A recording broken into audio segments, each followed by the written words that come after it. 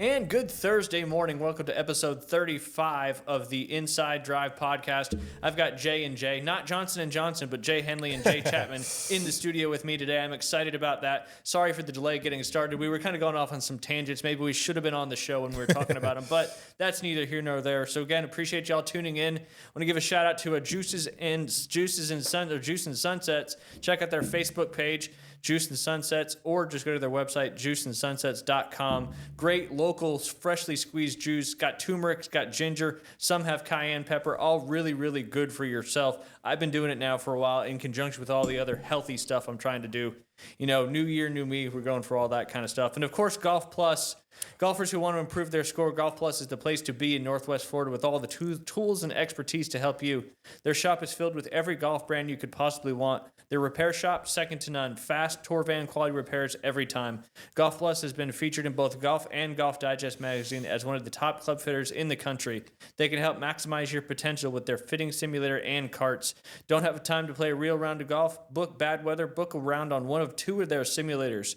Their newly renovated golf shop is your go-to for club fittings, repairs, and retails.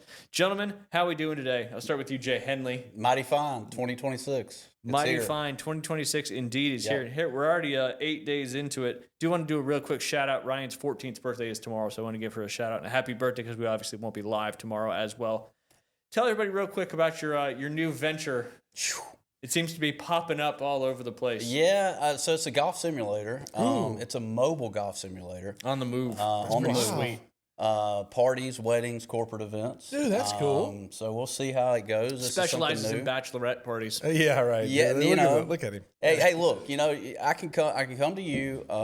Your rules, your party, your alcohol, your food. BYOB? Anything. There's no rules. There's no rules. There's no rules. Other than don't step in. Do you bring clubs with you? So like what? just in case people don't. Oh yeah. Clubs, yeah. We got clubs. The whole thing, man. The whole thing. You can play Augusta National. You can play Sawgrass. You can play anything you want. Dang, yours has Augusta on it. Oh yeah. Nice. Dude, that's nice. Yeah. I don't even know if Augusta's on TrackMan.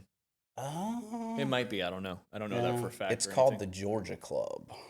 Isn't there an actual Georgia club too, though? There is. Yeah, up near Athens. But yeah, I think the other night I set it up and I set up hole 16 at Augusta.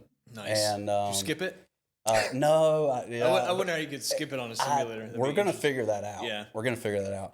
But it was 172 yards. I had the Sunday pin, the stimp meter. The Sunday pin, the last year's Sunday pin or the traditional? The traditional. Okay, good. Yeah. Kind of right over the bunker where you can slip it right back down to the hole. Yeah. Put that stimp meter on 14, so you can go down to 4 or 14. And I hit 500 7-irons.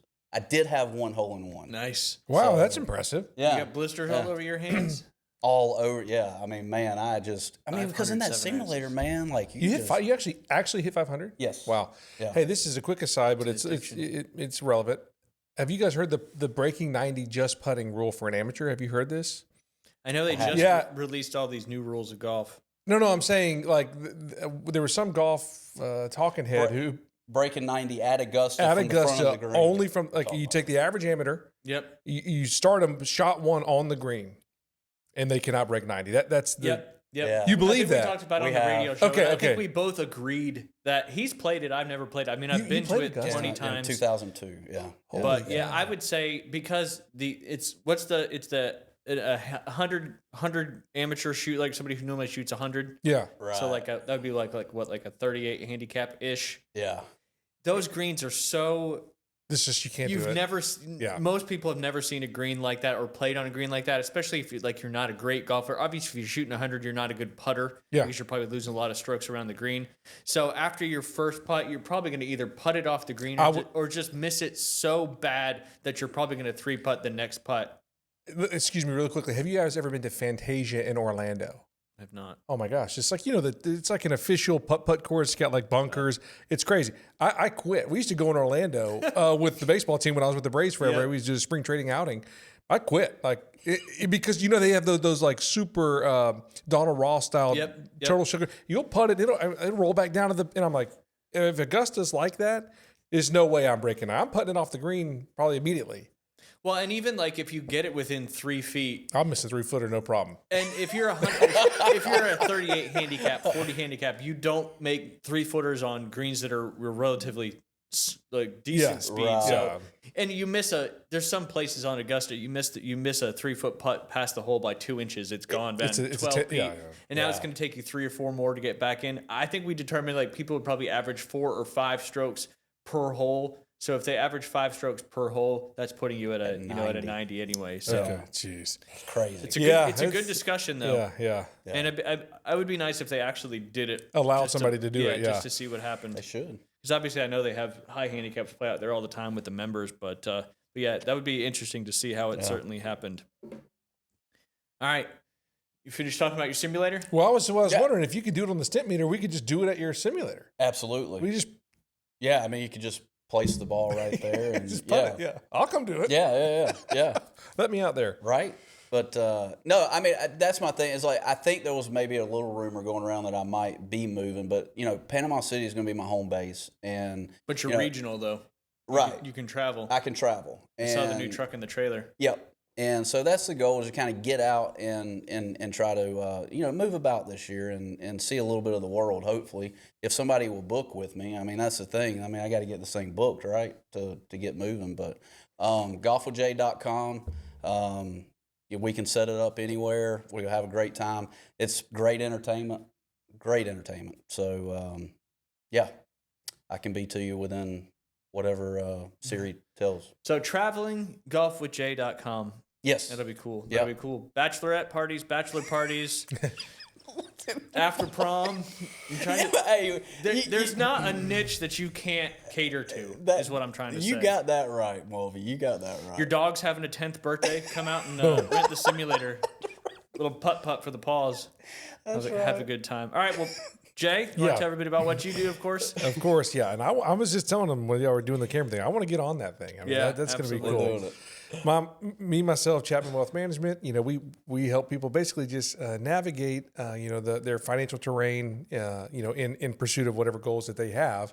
And, we just walk alongside people and help guide them through that process. So awesome. Any financial need that you have. Chapman Wealth Management and golfwithjay.com. The 2 J's that I love when they come hang out with me here on the show. All right, let's talk a little bit about the bowl season. Was the SEC overrated this year? Probably, I think, right? Yeah. You think they get a little bit of that bias from that ESPN TV money? The college football playoff committee is a lot of those guys too. So, it seems like there may be a little bias there. And the reason why I think we bring that up this season is because the SEC's bowl record just wasn't as good this year. I think directly against the Big Ten, they were 1-4, but then overall in total conference, they were just 4-9. The Big Ten directly was 1-3, and the Big Ten was 9-4 in their bowl games. And of course, this is one of the first years where we don't have Clemson, Alabama, Ohio State, or Georgia in the Final Four. Why do you guys think that is? I've got some thoughts on it too after you guys give me your opinion. I don't know. NIL probably has something to do with it. Yeah. I just think, in my opinion, I think the depth isn't there as much as it used to be, and it's much more of a level playing field. It's not shocking. It's not secretive that, the SEC had always kind of had paid for players, whether it was under the table, whether it was directly, and that's kind of been going on in all of college football forever. Now it's legal. So now everybody can do it. Well, and I never really quite understood this argument from the standpoint of like, well, okay, then what's changed? Like at Odron, remember we talked about this. If you go in the back door, now you just go in the front door. What was being done? But to your point, the availability of players to move, the mobility that the player has, I think is a huge. Yeah, because he could just leave. Like there was a narrative that like at one point the Alabama's 2s were better than most people's 1s. Yep. Well, now that's just not. Now their 2s are elsewhere. That's exactly right. Now they're at Indiana or these other places, but also the resources.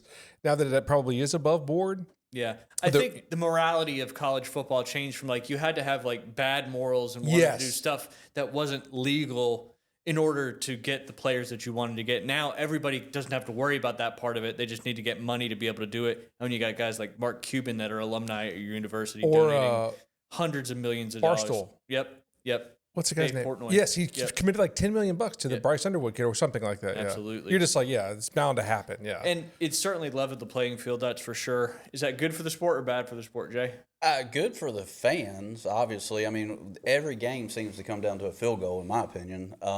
Good for viewership, but it's just everything is so tight knit now. You know, like racing. You know, everything You is always so. take it back to racing. I know, right, or whatever. But I mean, like everything is so. What's the word I'm looking for? There's so much parity amongst. Parity yeah, is the word I'm looking for. Yeah, everything's so. But it wasn't like that, before, obviously. Well, and it's almost like everybody thought, well, with this NIL money, the rich were going to get richer. And it almost seems like it's the opposite of that, in my opinion. The rich maybe aren't getting as rich as they used to, so there's all these other teams that can pop up and, have as much success.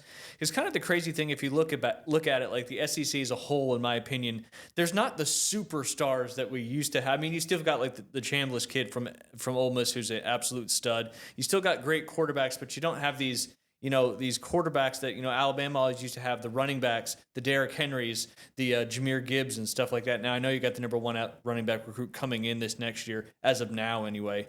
So it just seems like the SEC as a whole isn't as powerful as it used to be. It may still be the best conference from top to bottom, but a lot of their wealth and their talent is getting spread out through the country. Yeah. So it's creating that more parity and things like that. Because, I think if you asked the casual fan what they thought of the college football playoff and the 4 teams that are left, they'd probably say that they were excited about that they don't have the 4 teams that I had mentioned before, because they probably feel more connected to it. Now, obviously, the people that are alumni and long-term fans and stuff like that aren't as happy because their team's not necessarily in it.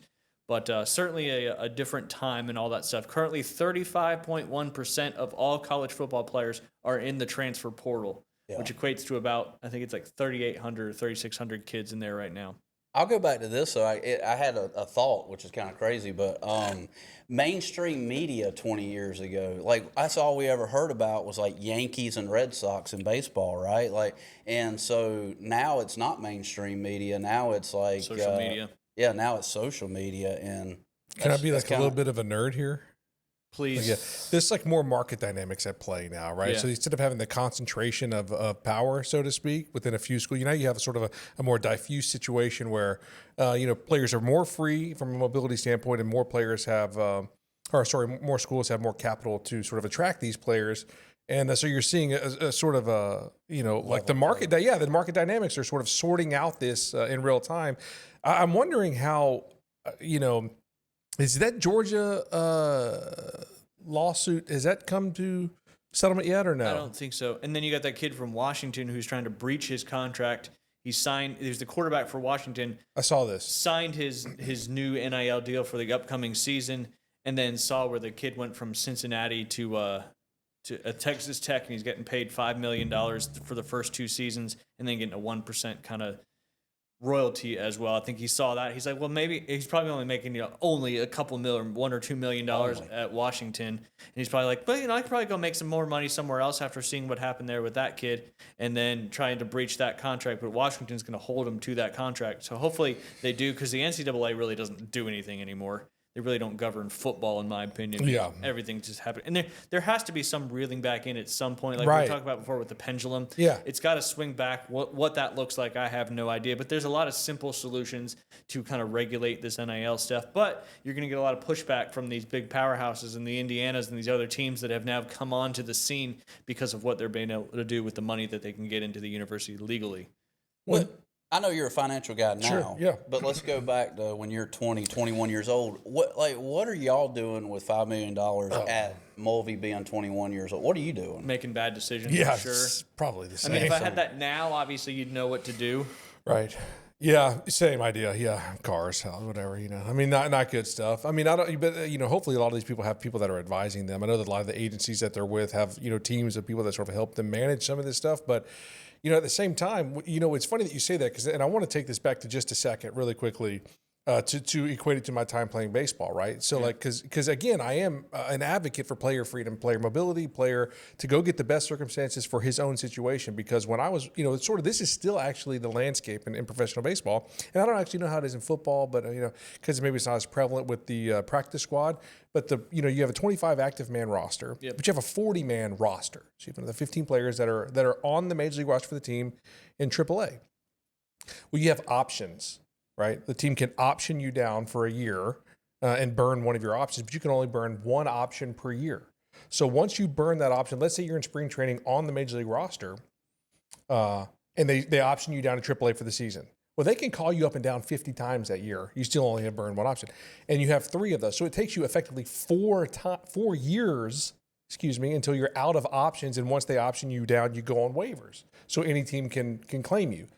But I've watched teams sort of abuse this, right? They have guys that would definitely be major league players that are sitting in AAA because the team has protected them so that if one of their stars goes down, they know they can come right in and fill in. But I've watched guys, I mean, not their careers ruined, but their careers significantly impacted by the fact that, hey, I'm on the major, I have no rights. I have no rights.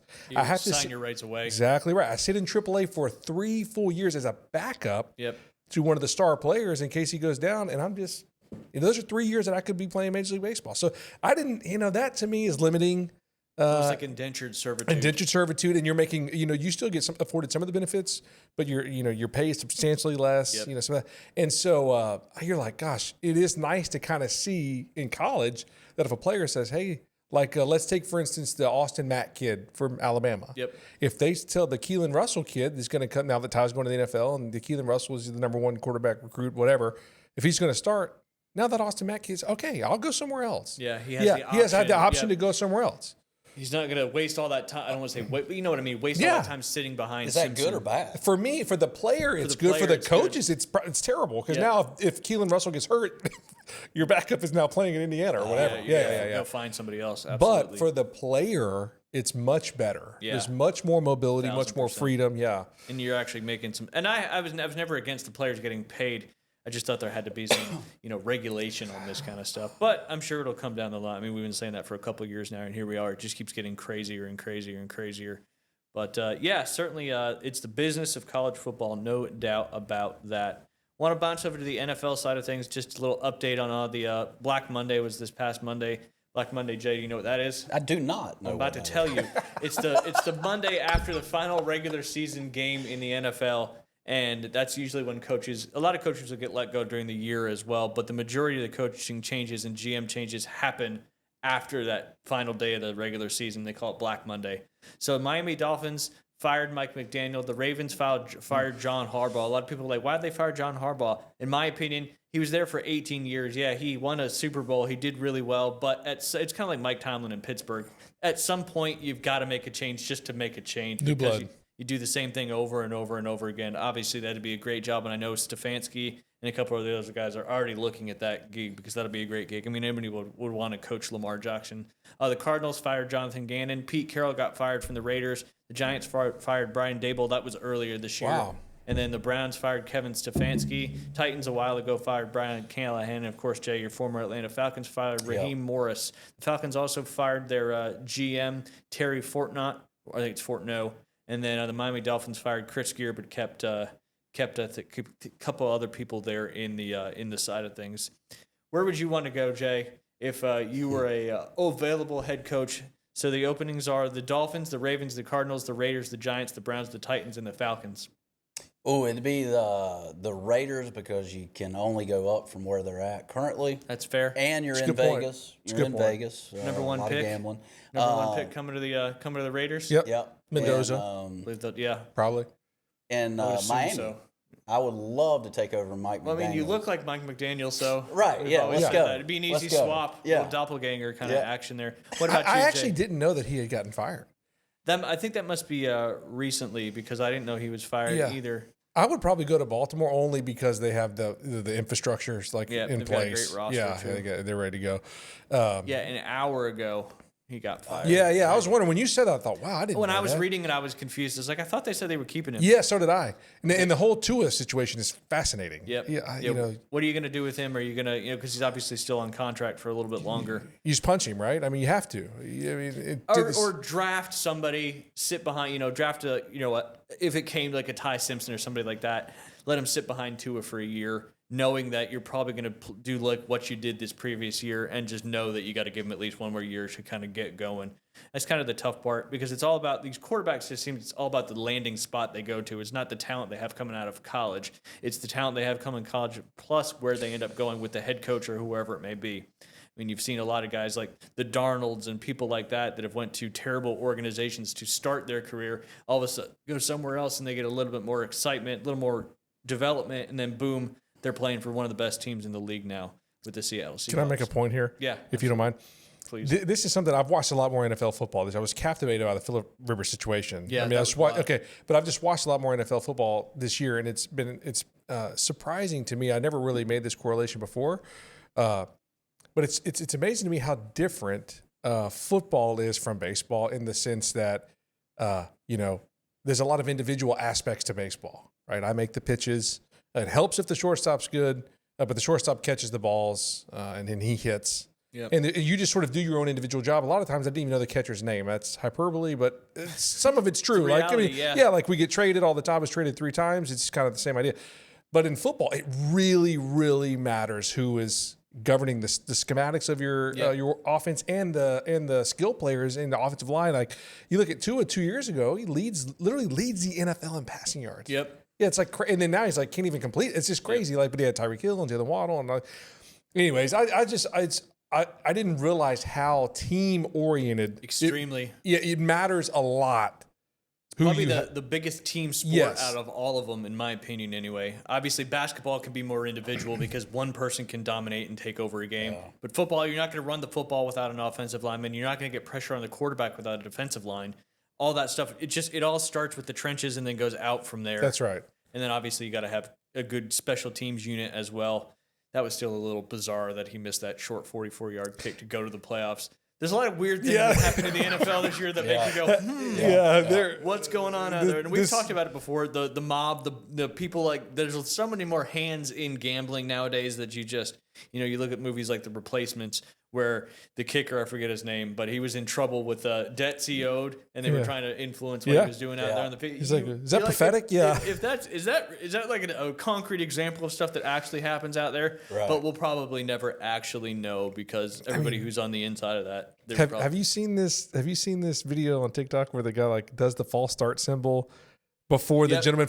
That is a little crazy. Like if you start going down some of those rabbit holes, there's a lot of paths. You're like, that does not look like it was not done on purpose. If that makes sense. Or you'll see like open sacks that the guy just kind of runs by. Somebody will be running down the field and a guy will go to not make a tackle and just kind of peel off. Like you're just like, and a guy got in trouble in college for that. I think I've talked about it on the show before, where he was an offensive player and he was running wide open down for a touchdown and then just runs out of bounds. It's like, what is going on? Like it's Roger Goodell in an ivory tower pushing buttons like Hunger Games. Is it? It's plausible at this point. Because at the end of the day, the matchups, the people playing in these big games are what drives the big time money. And obviously, NFL is such a massive business, a plus $100 million business. Pretty crazy stuff. I know we're going to get to I got a ton of, I know you even got a couple stories that I fed you I'm excited, hopefully you'll read. So I've got one that happened here in Bay County a few weeks ago. Wow. I can't wait to hear it. I actually got that on my list. Yep, absolutely. If you haven't heard about that, I probably haven't had. I mean, I'm locked. Yeah, you're I'm locked. You're in the zone, and I don't which have is good. Which is good. Yeah, because if you're not on social media, which I'm not. Bless you that you can do that. I love that. But yeah, you don't see all these crazy things that happen. The motto of that story, the motto of this company is live a creative life. Now, I'll leave it at that. There you go. But, there you go. We'll dive into it here in just a second. I'm on the edge of my seat. Yeah. I can't wait to hear. Yeah. Real quick, I did want to get into the semifinal playoff games. Obviously, we got the one coming up tonight, Ole Miss and Miami. Jay, your initial thoughts on that one? Ooh. Well, those Gators are really rooting for Ole Miss because they don't like Miami to win. So, do they like Ole Miss though? Because Lane Kiffin stiffed them. Well, that's true. Oh man, but Lane Kiffin's not at Ole Miss anymore, so they're still getting paid out for their wins, which is insane. That's the stupidest thing I've ever seen from LSU. I mean, they've done some stupid stuff in the day too. So, but to pay your new head coach for another team's wins is crazy. Maybe they didn't think they would win. I think Lane Kiffin obviously didn't think they would win either because he let his coaching staff stay and then he tried to bring them back. Now, I believe the majority of them are still there for this game as well. I know Charlie Weiss Jr. is there as well because if they were all gone, the line would have moved drastically in Miami's favor, and it's been hanging around 3.5 this whole time. So now if you see a huge move before the game, you might want to hedge or change your bet to Miami. But I'm not telling you what to do on the betting side of things. But who do you think wins? Go ahead. I feel like this is Ole Miss's only opportunity for a national championship, so I'll give it to them this year, and I will. So you think go they're going with all the Ole Miss. way? Yeah, I think this is their only chance. I mean, I really do. So I'll go with Miami. I'll be honest. I was surprised at how physical they looked versus Ohio State. Yeah, I was actually because if you watched Ohio State, Indiana during the year, I thought they were neck and neck. Hitting big time game. Yep. Yeah, and they were like similar. I thought in physicality, and Miami's dominated that game, man. The biggest thing, in my opinion, for Ole Miss and Miami is Lacey's gonna have to run the football because if you're in third and long against Miami's front four, I don't know if obviously Chambliss had a fantastic game in the previous game where he kind of put the team on his back and quote unquote came back against Georgia. Yeah. And even when Georgia went up late in the game, went right down the field with some unbelievable plays to put their amazing kicker. If this comes down to kicking, I give the advantage to Ole Miss. But Miami's front four Ole Miss's front four is pretty good too. They did really well against Georgia. But Miami's defense is stout. I think maybe it's slightly better than Georgia's. So they're going to have to be able to run the ball. If they can run the ball, I would give it to Ole Miss. If they can't run the ball, then Miami, I think, is the advantage in that one. I'm still going to pick Ole Miss in this because I think Ole Miss also wants to. That whole team hates Lane Kiffin now. So if they can win, make it to the national championship without him at the helm, that's like the biggest middle finger to Lane Kiffin than I could see. And imagine if they go on to win the whole thing. Right. So I'll take Ole Miss over Miami in this one. Did you hear Pete Golding's little sound blurb about the offensive coordinator? Yep. Thought that was pretty neat. I like Pete Golding too. He seems like a fun, He was at Alabama for a little as a everybody defensive is. Yeah, Everybody that's true. has been. All these coaches that are the head coaches of the these tree. teams have all part of the Saban tree. Except for DeBoer, which is interesting. Yep. Right? The guy that took over at Alabama. Okay. Absolutely. And then, of course, tomorrow night you got Indiana-Oregon, the rematch, Indiana-Oregon.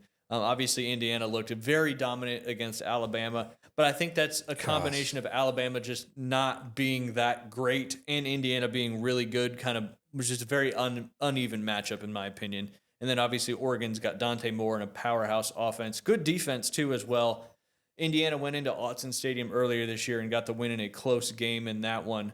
What do you think, Oregon, Indiana? I'm going to say Indiana. And really quick, I want to make a quick just comment. I thought that in regard to Alabama, obviously I'm a huge Alabama fan.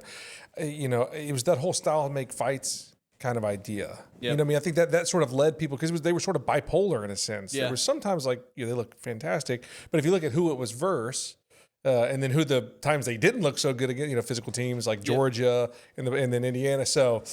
And Oklahoma had a really poor offense. Yep. And so it was, but I think people took that win, versus Oklahoma and thought, hey, maybe they can. Yeah. When they got to Indiana, they were out physical, in every metric.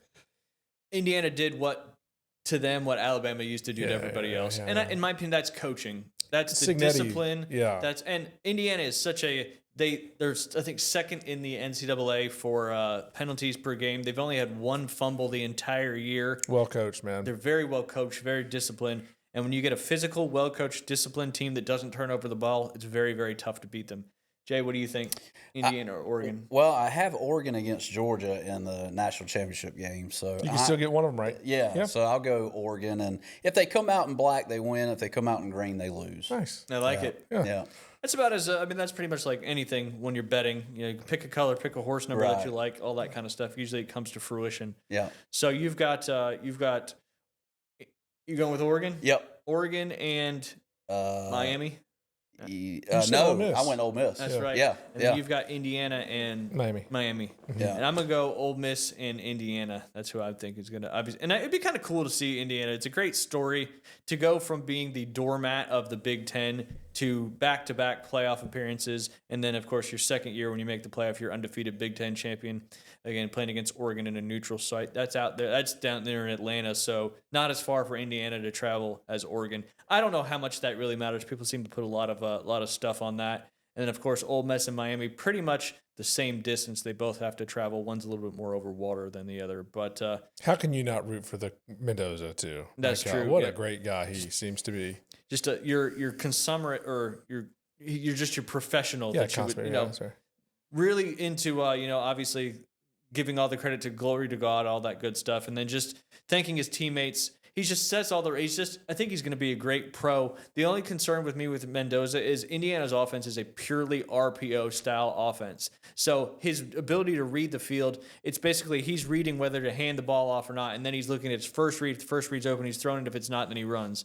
So when he goes to the pro style game, there's just not as much RPOs. Your defensive end guys are a lot faster, tougher to read, and you've got to go through all of your progressions on the NFL side of things. So and this speaks right back to the Philip Rivers thing that I was so captivated by. I mean, he got up there and made all the checks, and it just shows you that in the NFL, if you can't assess a defense's, prior to snap, you're in trouble. Yep. And that's what makes certain quarterbacks so special. You guys know, everybody knows I'm a huge Brock Purdy fan, and the reason why I think a lot of people misdiagnosed what he did, why he wasn't they thought he wasn't going to be great in NFL, is because in college, like I just said, with Mendoza, it's RPO. You're not having to read all these different routes, the different formations and all this stuff as much as you have to do in college football. So his elite trait is being able to know where to go with the football before he takes that snap based on what happens out there on the field versus being, 6'5", like Josh Allen, 250 pounds, where you can just run over everybody and you're just a physical, anomaly. But if you look at a lot of the great ones, that's sort of the defining attribute is what you just said. Yep. I do want to say this really quickly. Sorry, can I say this? Fine, no. I want to, I'm throwing a little jab here. If you don't mind. Oh, snap. No, what the thing is, think about. I'm used to it. Do you remember when Philip Rivers came back versus Seattle? In Seattle, what was said? He threw for 120 yards, 1 touchdown, 1 pick, whatever. I don't that remember. game proved to be pretty impressive based on what that Brock was the Purdy. field goal game. Yep. They were winning with 42 seconds left. Okay, so Brock Purdy, and by the way, I want to say this: the interception was at 10 seconds left. Throw the ball. I mean, he effectively threw no picks. So 125 yards, 1 touchdown, no picks really. Yeah. And Brock Purdy, who is is one of the premier elite quarterbacks in the NFL today, roughly had the same game minus the touchdown. Yep. I mean, that just shows you kind of. Well, Philip Rivers in the Niners game too. I don't know if you saw that one or not. Yeah, I did. Oh yeah, I watched that. It was so impressive that he would get to the line, and basically, I feel like Indiana just said, "Hey, what you see, call what you want to call after you see what you see." And he was just, he was putting people on, hot routes and stuff like that, and he was calling the offense. It looked like after he got out there, behind the center, which was still pretty impressive because you never really lose this. Right. You can lose this, and you can lose your legs and all that stuff, but. When the ability to diagnose things quickly is one of the best attributes you can have as a quarterback in the NFL, like you said. It was so fun to watch. It was really, really cool to watch. And, awesome. I don't know if you saw his last game of the season. His whole high school football team came out to watch him. How special for them and for Rivers with his basketball team family where he can have 5-on-5 in his own driveway. He literally has 10 kids. That's crazy. Yeah. If mom and dad play, then they can have one sub for each team there. So. Very good. Yeah. All right, Jay, we'll go ahead and take a quick break, a little quick commercial break. When we come back, we'll dive into some of our crazy stories, including, like Jay said, one right here in Panama City Beach, Florida. You listen to The Inside Drive. We'll be right back. People are who build community. The self-starters, the friendly neighbors, the ambitious workers. And that's exactly who our members are. We're PCU. And with us, banking is made better. So whether you need a rewards checking account, financial products that assist with travel, easy business loans, or affordable auto loans, come see us so we can build the community together. Panhandle Credit Union. Banking made better. Federally insured by NCUA. Equal housing lender. And welcome back. You're listening to The Inside Drive, episode 35 here. We appreciate you tuning in. We appreciate you hanging out with us today. Of course, got Jay Chapman and Jay Henley in studio with us. It's been a while since I've had a Thursday show with Christmas and New Year's both falling on Thursday, so I've got a backlog of crazy stories that we always do on Thursday. Like I said before the break, we're going to start with this one's right from WJHG right here in Panama City Beach. Visit Panama City Beach official arrested on charges of grand theft. A local tourism official has been arrested for alleged grand theft of over $100,000 and fraudulently using a credit card. Aaron Lee serves as the Vice President of Administration for Visit Panama City Beach. The documents shared with News Channel 7 by the Bay County Sheriff's Office say that Lee was trusted with an American Express card for official Visit PCB business. The affidavit says that Visit PCB President Dan Rowe noticed a discrepancy on the card that dates back to April of 2024. 5 of those charges, according to the complaint, added up to over $107,000. The document goes on to allege that Lee had over 1,000 charges on the American Express card, some of which were used for airlines, restaurants, cruises, hotels, watches. Lee told police all the charges were a mix-up and that he had to use his Apple Wallet for the charges, believing that he was using his personal card. But I believe that. The affidavit shows that we would later admit knowingly using the card for some of these charges, like his house's water filter system and internet bill. Bay County Sheriff's Office plans on holding a press conference. This has already happened. This was this past Monday at 11 a.m. A lot more information kind of came out. There was an interesting development today. I don't even know if this is real. This was probably from a news site, but there was a letter sent from the Director Deputy of Policy to Visit Panama City Beach back in May that was basically saying that they were not in compliance with what they had to do. So some more developing things will happen for this. But what's the moral of this story, Jay? Don't spend other people's money unless you have... Unless you vote to do it. Unless you vote to do it, right? Yeah. Oh, my God. It's just kind of one of those things that, how many times have we seen stories where somebody has a credit card that is being fraudulently used for businesses? I mean, when I worked for Kemper Sports, they got rid of credit cards because there was a situation in California where an accountant spent like $250,000 on the company credit card, and then there was some kind of lawsuit that happened too, and the management company ended up, having to pay something out, which was wild. That's crazy. And then I bet the negligence claim is like the number one claim too. I didn't know. I didn't know. Ignorance. I was just, hey, I was just, oops. My biggest question is, and again, I don't know who's going to watch this or not, but I've been in business where you're looking at your books all the time, and you have your balance sheet and you have your income statement. If you're spending all this cash that isn't, going onto your income statement, your balance sheet cash and your actual cash on hand is going to be way out of whack. Mm-hmm. This should have been found You're saying by the head of the company, whoever was in charge of the books for the Visit PCB. Yeah. I don't know if that's somebody with Bay County or just because I know it's the Bay County Tourism Development Council, but this should have been caught a long time ago. So my opinion is somebody was overlooking something, but I guess that's neither here nor there, and we'll figure out everything as it continues to come back or come out. Funny other story that I found in kind of conjunction with this, I'll just read the title of the article. Kinley Lee is accused of embezzling $883,000 from Coldstream Country Club in the Cincinnati area while working as the club's controller. So kind of the same thing. He was using the company credit card to pay for stuff on himself. $900,000. Again, same thing. Like, how does it get that big? Yeah. Well, and how do you not catch it when you're balancing your books every month? I don't really know. Maybe the person wasn't balancing the books every month, and that's why it got caught. Wasn't there a Jacksonville Jaguars accountant a year or two ago got caught? He was one of their execs, yeah. We talked about that story as well. Yeah. Well, this is, I'm sort of making somewhat of a jump, but this is the Ohtani deal too. Remember, there's like $4 million was missing from the interview. Like, this is before he signed the big contract. You're like, you didn't notice $4 million was gone. It was the quickest sweep under the rug story that the MLB has ever done, because if that ended up happening, that could have been a huge disaster for Major League Baseball. And the narrative was like, you hadn't signed a $700 million contract yet. Like $4 million to you at that time was still, you would have a noticeable amount. Yeah, absolutely. So how did you miss that, right? How did you miss seeing that your interpreter, your probably best friend, was gambling on stuff that you were paying him the money to do? But that's anyway, I just thought it was funny. Yeah. And then the guy that went and had all the Augusta merchandise had his warehouse down in Tampa and was selling it off. Like, come on, dude. Yeah. You're going to get caught if you're doing something shady. For the most part, unless everybody involved is shady as well, like the law enforcement, however you want to do it. There's certainly obviously ways to. But even so, it gets found out sooner or later. And that's like this guy spit out. Like, did they not think they were going to figure it out at some point? His argument was that he had a big trust settlement coming, so everybody thought that he was going on all these trips from this trust settlement. Which that's what he was telling where the funds came from. Jeez. Yep. I think it all started with "Don't tell mom the babysitter's dead." You remember the when movie? she had the job Yeah. and she was going through petty cash, and next thing you know, there's new TVs in the living room. That's true. That's Yeah, a good that's movie. when I I- haven't That seen is. that movie in a long time. Yeah, that was You took a me major back. throwback. Yeah. Took me back there. I Yeah. like Did it. y'all get chills? Yeah, that was Yeah. fun. Loved it, yep. I can see some of that I in my can see head. the basement Yep. downstairs. Didn't they have somebody like kidnap or like?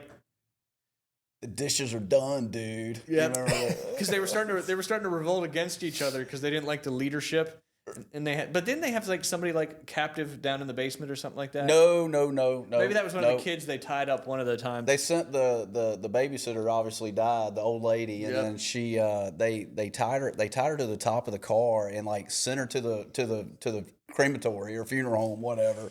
kinda And left she her had Just drop her off. yeah.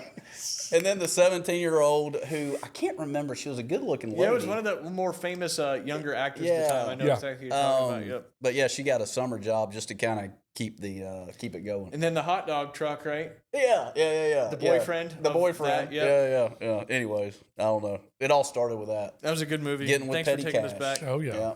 Yeah. Here's kind of a, the Niners are obviously one of the most injured teams in the last several years. Here's an interesting theory on why.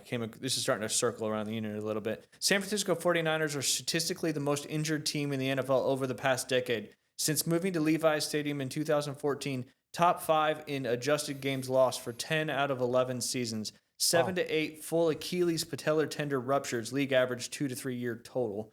40-plus major hamstring calf tears. High ankle syndesmosis injuries every single year. No other franchise comes close. Let's scroll here. None of the usual explanations, turf, scheme, bad luck, hold up. One variable is unique, and the players know it in their guts. In early 2025, retired guard John Feliciano let it slip. Players have joked around about there being an electrical substation right next to the practice field and how that has led to Niners injury problems. I went to the Niners practice field. This is from the Shot Clock Instagram account. I went to the 49ers practice fields with a gasometer, which I guess measures milligauss, which is electrical stuff being put out. At 11 a.m. on a quiet Monday, well below peak load, it read 8.5 plus milligauss as the far edge of the fields. Inside the facility's weight room, field room, recovery areas, potentially 10 to 25 milligauss, spiking higher during peak grid demand. The typical background exposure is 0.5 to 3 milligauss. So all this crazy whatever that is coming through. Chronic ELF exposure is degrading to collagen integrity in the player's tendons, ligaments, and muscle tendon junctions. Damage is subtle until a routine cut or block ends in a catastrophic rupture. The injury pattern matches the biological fingerprint of prolonged ELF exposure documented in peer-reviewed research. Just thought that was interesting. And if I was the San Francisco 49ers, I'd either be one, looking for a new practice facility, or seeing if they can move that substation, because that's just crazy in my opinion as well. But it kind of makes sense. It's a conspiracy theory that may be another true conspiracy theory that'll come out there. Another little fun fact about the Seattle Seahawks. What's with the Seattle Seahawks being the best team in the NFC every time there is a new pope elected? So if you're a bettor and you like trends, in 2005 there was a new pope elected. The Seahawks went 13-3. They were the number 1 seed and they made a Super Bowl appearance. They lost that Super Bowl. And then in 2013 a new pope was elected. They went 13-3, number 1 seed. They had a Super Bowl appearance and they won that Super Bowl. That was the Marshawn Lynch and the what was their defense called? The Legion of Boom. And then this year, a new pope was elected. They went 14-3. They're the number 1 seed. So if you're a trend bettor, that might be an interesting trend to bet on there. Jay, you got one? You should, because we talked about this over the last 3 weeks. Yeah. Is this the one here? Yeah. I can't wait to hear this. No, that was the TDC one. Oh, okay. That was Yeah, the that was TDC the one. Oh, here. but this one is for here as well. Oh, yeah. I From- forgot about that one. So shortly before Christmas, I mean, everyone heard about it, but I definitely want to talk about it. Everyone because- but Jay. I know, it's- yeah. He's dark on social media. That's why I love doing this with him. Yeah. I can't But Hobby Lobby, they're That's one of my wife's I favorite think it's stores. everyone's wife. Yeah. And the guys hate going in a Hobby right. Lobby. But the motto is live a creative life. Well, this individual, creative? right before Christmas, lived a very creative life. Okay. What he did, and I'm not even looking at it, but what he did was, the man stripped of his clothes, butt naked, right next to Hobby Lobby, and he walked in to the Hobby Lobby here on 23rd, and was running around naked in Hobby Lobby. And so, anyways, my wife, there's a 90% chance she was probably there when that happened. I have to talk to her about this. This is crazy. But, of course, Florida Man, right? Everything is Florida Man. Have you watched The Florida Man on HBO Max? Oh, It used to be on Netflix. If you have HBO Max, I would watch it. It's awesome. Guys, Florida we're getting Man. a bad rap here. We're all for Florida But Man. it's all great stuff to watch. Yeah. You're originally from Florida? Yeah. Yes, he's the only actual Florida man. Oh, okay. Yeah, all right. Everett's from Texas. You're from Georgia. I'm Right. from California, New Jersey, or South Carolina, depending on what you want to say. Yeah, but if you've been here more than 10 years, You've been here more than 10 years, so I'm officially a Floridian. Yep.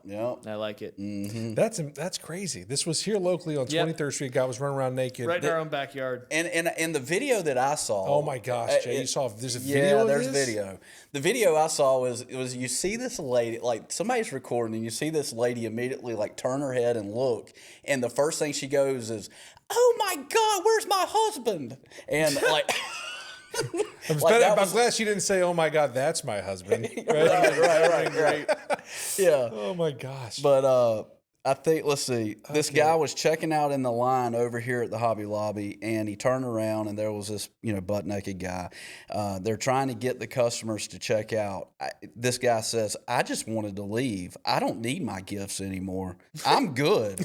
I'll get them at Walmart." yeah, I'll take it elsewhere. And Let me out of Walmart's here. any better? I don't know. Is this the guy here?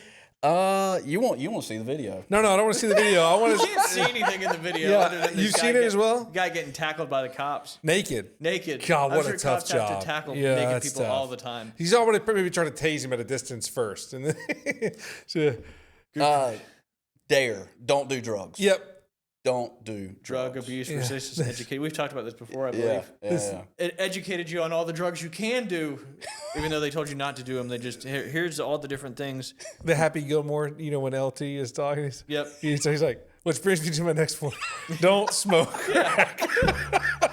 That's Waterboy. Yeah, Waterboy. That's right. Mr. Coach Clyde. Don't smoke crack. Yeah, that's right. Jeez. I can't believe I did not hear about that. I have not heard about that. Regardless of being not on social media, you would think that would just Yeah, came that in would your have circulated. conversation at some point. But I think my wife. I think they have a Hobby Lobby club. I mean, sure she there's should a have heard Facebook about group. this. Yeah, I know. I'll for have to. sure. She definitely heard. I'm for sure. I'm out of the loop. I can search. I'm not. I've got several, so Oh, I can't wait. This is great. I need to go fairly quick. When I need to stop, just tell me to stop, and I'll stop.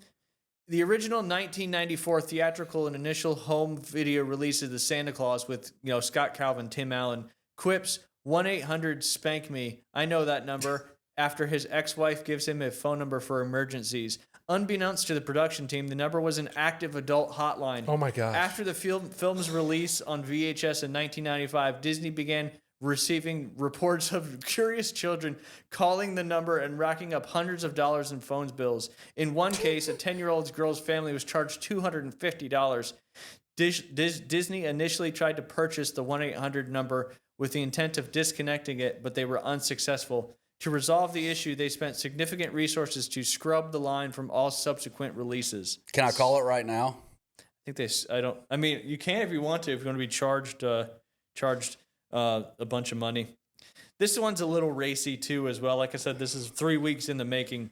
There's an Instagram account called Strip Reviews Gone Wild. This is a review from a strip club. I got stabbed here. The girls were hot and the dances were good, but I got stabbed here. Would consider going back. Would consider. Bro, why did a stripper tell me she saw a vision of me in a past life and I was a medieval stable boy who died in a tragic horse accident? Please, Mulvey, call 1-800.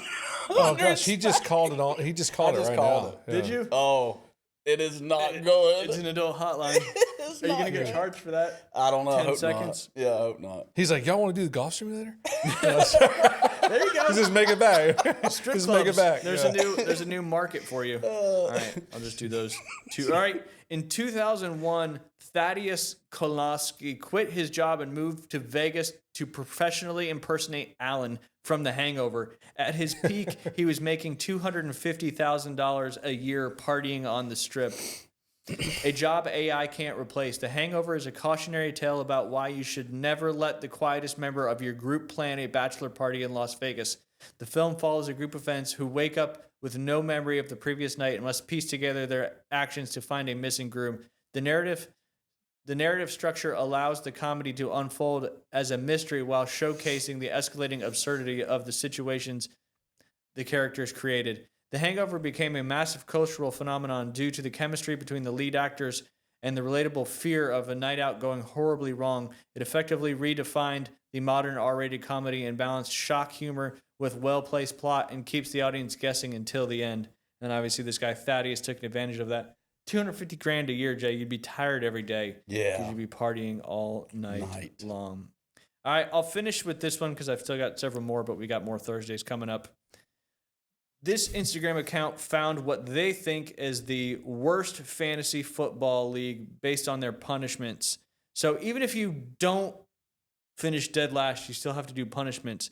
Second, obviously the winner is the winner, but second place has to camp outside of the winner's league's house for 4 days, Thursday night through Sunday morning.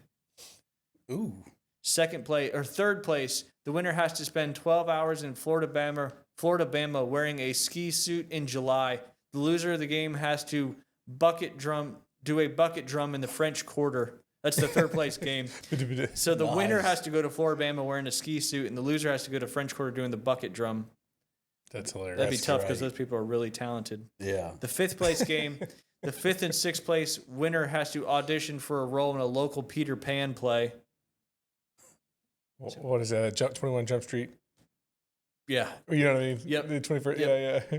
Sixth place game, the sixth and seventh place has to spend their own money, fly to a WNBA game in another city, and buy a courtside seat, watch the game without drinking, then immediately fly home without doing anything in the city at all. Oh, dang. I've been courtside a couple WNBA games. Have you really? Oh, yeah. Huh. When I was in rehabbing my hips in Arizona, our neighbor was a WNBA player for the Phoenix Mercury. Brittany awesome. Griner, Diane Taurasi, and yeah, he was fun. That's cool. That's all. I mean, a courtside seat in any game would be amazing.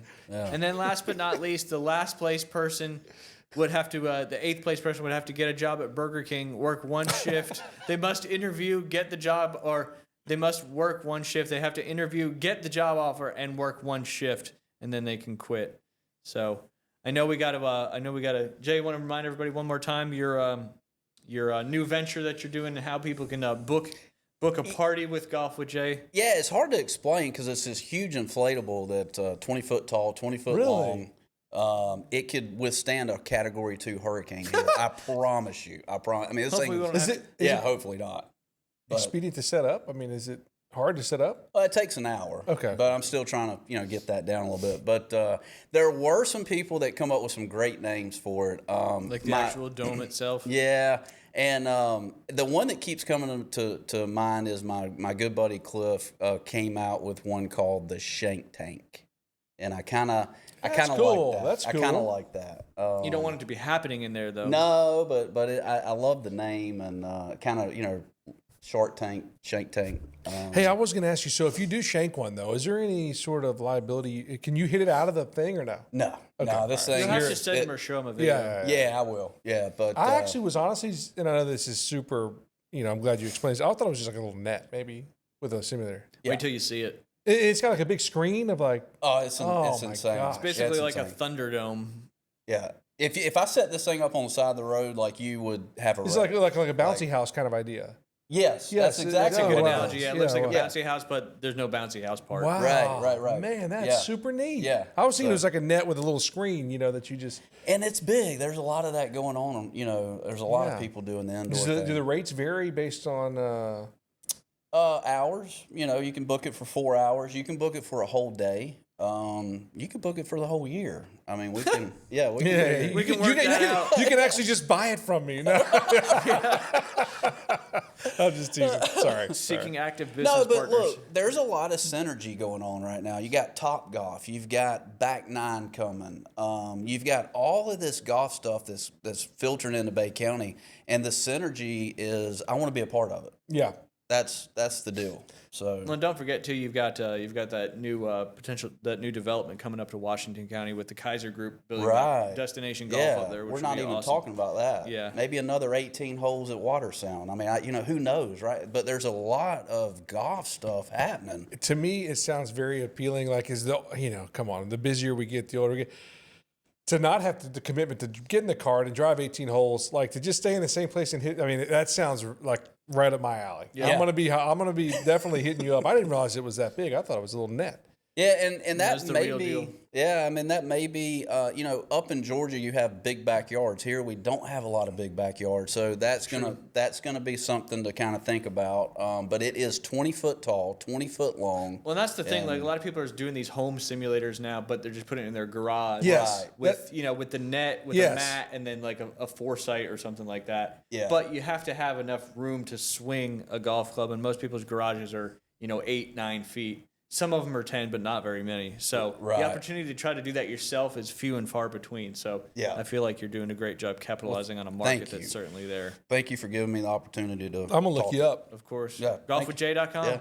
No Y though, or no E, just J-Y. ends in Y. I thought it was going to be like WLJ, worst looking J.com. Yeah. You should buy that, or somebody should buy that domain. BLJ.com. They should. That's right. Own that domain. Have all your stuff point to it or something like that. Yeah, it's funny. Yeah, but no, thank y'all. Do I got time to do one more before I let Jay Chapman get us? I just thought this was an interesting one. Have you guys heard of the poly market? Yeah, absolutely. Jay, do you know what Can bet on anything. Poly means many. Market means mini markets. Yep. Okay, mini markets. You can basically bet on anything. An anonymous bettor pockets nearly $500,000 on Poly Market after correctly predicting that Nicolas Maduro would be removed from power by the end of January. The user, who was relatively new to the platform, wagered about $32,000 on Maduro's ousting and walked away with more than $400,000, according to his report.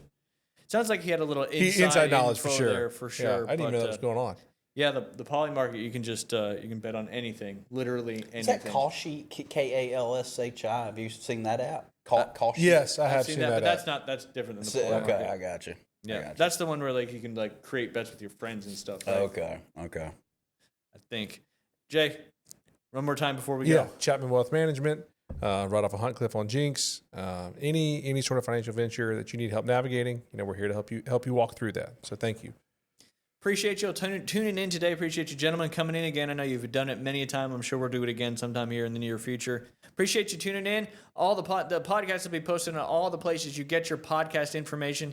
And of course, follow us on all of our channels as well: YouTube, Facebook, Apple Podcasts, Spotify, and beyond. Y'all have a great rest of your day. We'll be back next Tuesday.